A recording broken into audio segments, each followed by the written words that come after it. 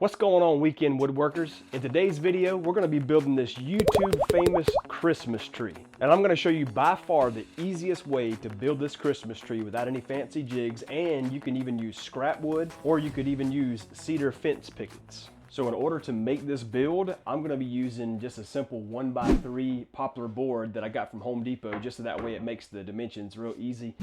You can certainly use cedar fence pickets. You can use pretty much anything that you want to, some scrap wood, but by me using this 1x3 poplar board, everything is already surfaced and milled and all that good stuff, so I don't have to do any of that extra work. I can just go straight to building the tree.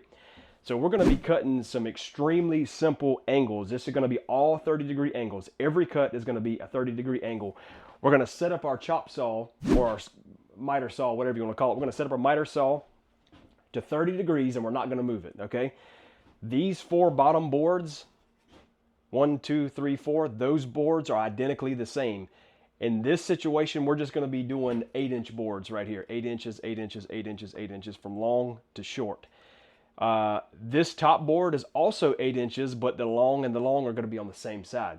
This other board is slightly shorter, and I'm going to show you the easiest way to get that dimension without having to do any kind of math at all. No math at all involved.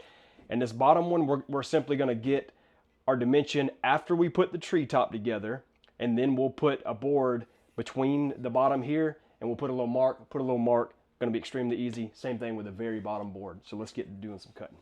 So the first thing that we wanna do, we wanna set our miter saw to 30 degrees. We wanna go ahead and take our board. We wanna make our very first cut and cut off that flat factory edge at a 30-degree angle. Let's go ahead and get our first cut.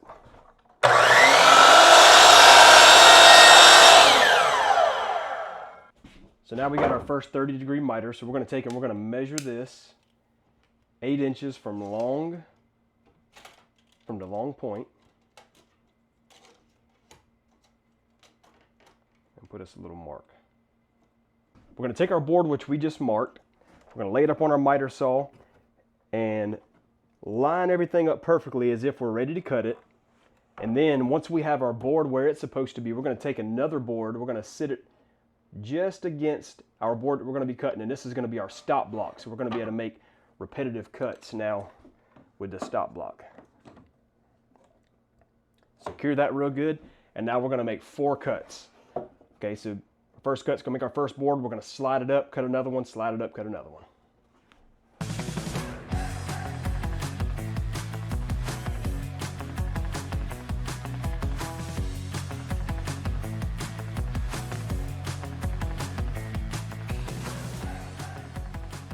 So now we've got 4 identical boards, and these 4 identical boards are going to be these 4 bottom boards of the side of the tree. So now we need to make this top board, which is going to be the same exact length as the bottom boards, except it's going to be long and long on the same side, short and short on the same side, versus long and short being on the same side. So that's easy to do. Here's how we're going to do it. So the last cut that we just made is going to have that same angle on this side. All we're going to do is flip this board over and butt it up against our stop block and make a cut. So now we have 4 identical pieces. One piece which is the same length as these other pieces, but this one piece has long and long, short and short on the same side. That's going to be that piece. Finally, we have to get this last piece, which happens to be shorter than these other 5 pieces. So how do we get this dimension without doing any math? Extremely easy. Use one of your cutoffs. So back at the miter saw, take one of your cutoffs. There's our stop block that we've been measuring against or cutting against. We've been bringing these boards and putting them up against there. Now we're going to take this board, put it in between or against the stop block. And now we're going to take this other board and we're going to butt it up against that board. But now we have this miter, and this miter also needs to be flipped like so. We're going to be flipping this board, buttoning it against that one. So the last 2 boards get flipped, okay? Let's make a cut. Okay, so now we have our 6 pieces. Again, we got our 4, which are these sides. We got our long one, which is going to go up here. And we've got our short one, which is going to butt against the long one. So now let's go to the assembly table and let's put it all together. Okay, now over at this assembly table, what I like to do, I like to get a block of wood. It doesn't matter what kind of block of wood it is, as long as it's got a nice straight edge. I'll put that straight edge down there, so that way it'll hold all of my pieces secure. All right.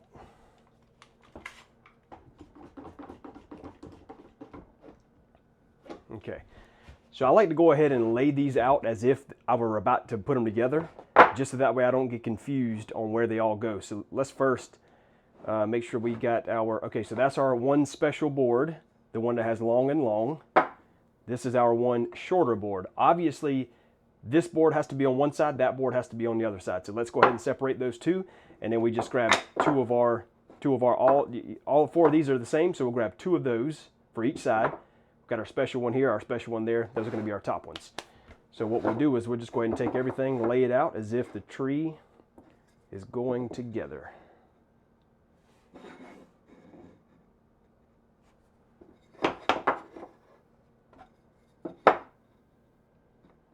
And we're just going to be making sure that we've got everything set up correctly. All right, that's perfect. So what's going to happen is at the very end, these two will come together and create the top. All right, so we know that this is all for this side, and this is for this side. So what I like to do, I like to get some type of reference line, so that way I know how far the overlap is. I personally don't like to just judge it. You can, you're welcome to. There's nothing wrong with that. If you got a really good eye, go for it. I like to get my reference marked. So I'll actually mark it. I'll take something like this. Give me a mark there.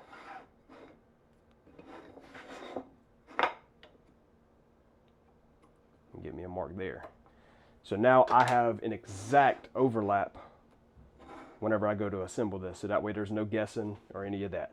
So now we are going to glue and brad nail these pieces together using this as support, so that way the pieces don't move around on us. So assembling this, we're going to put some glue on our pieces.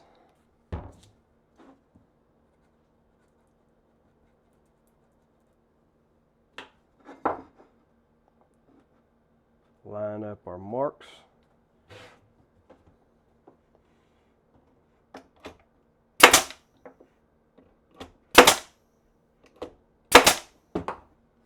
You can do as many brads as you feel necessary. 2 is probably sufficient. I just go with 3. Now on our next piece, what we're going to do, instead of trying to just keep all of our boards at the top and then putting this one there and everything just moves, we're going to drop this board down like so. That makes all of this a lot more secure.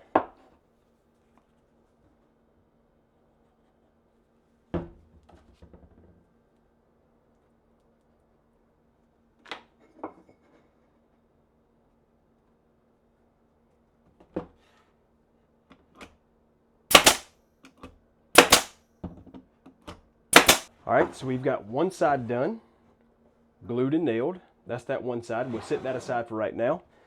Get our other half, and we need to do the same thing with the reference lines. That way we know where to start each one of our next pieces, or stop each one of our next pieces.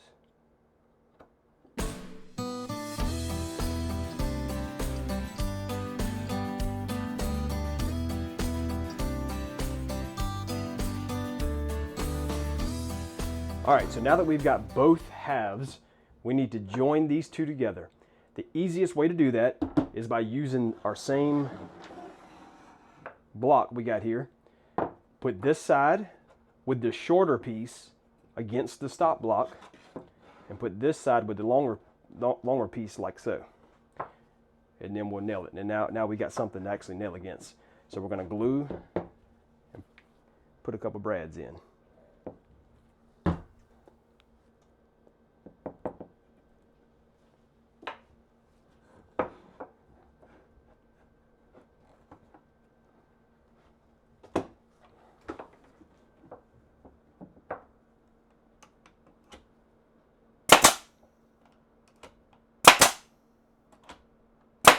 So now we have our piece of wood that we made our last cut on.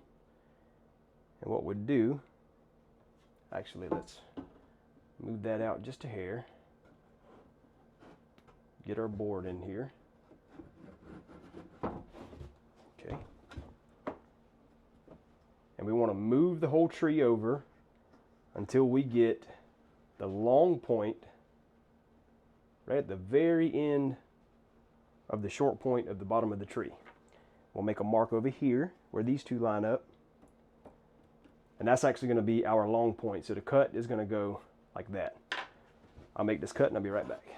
All right, so I made that cut. And we got our bottom piece. And by the way, I did not have to move the miter saw at all. The miter saw has not moved as far as from that angle that it was at. So now there's our bottom piece, fits together perfectly. So now we'll glue and nail.